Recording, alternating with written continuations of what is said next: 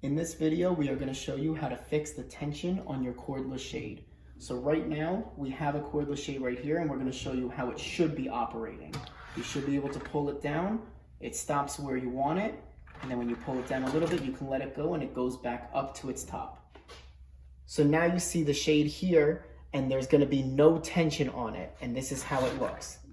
And this is probably how your shade looks right now. It's not going up anymore, it doesn't go up by itself. So the first thing we're going to have to do to fix this is we're going to have to hand roll the shade back up to the top. The way to do that, it's easier to do it with two hands. You hold the shade from the top, bring it down a little bit, and then you're able to roll it back up. So again, down, and then roll it back up. So now it's back up at the top.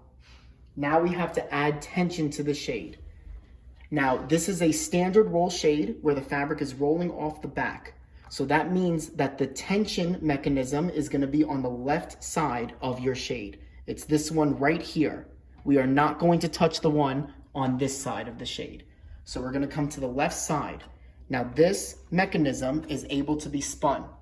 You spin it towards you like this when you are trying to add tension. So you can see right here on the mechanisms, there's like a little square hole that's right here.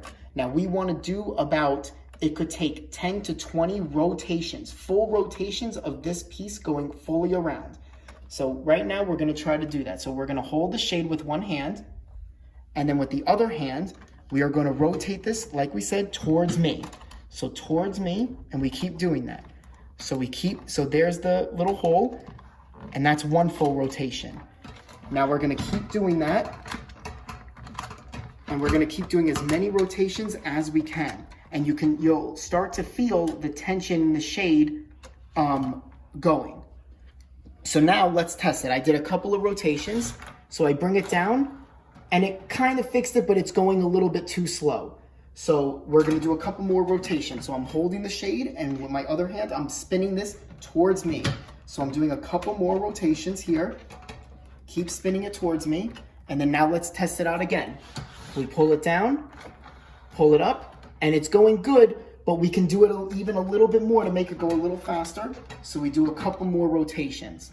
Now we bring it down, we bring it up, and it's going a lot faster. So now if your shade, after you do those rotations, are still feeling like how it did in the beginning of this video, all it means is that you haven't rotated this enough times. You gotta keep doing it until you start feeling that tension in the shade.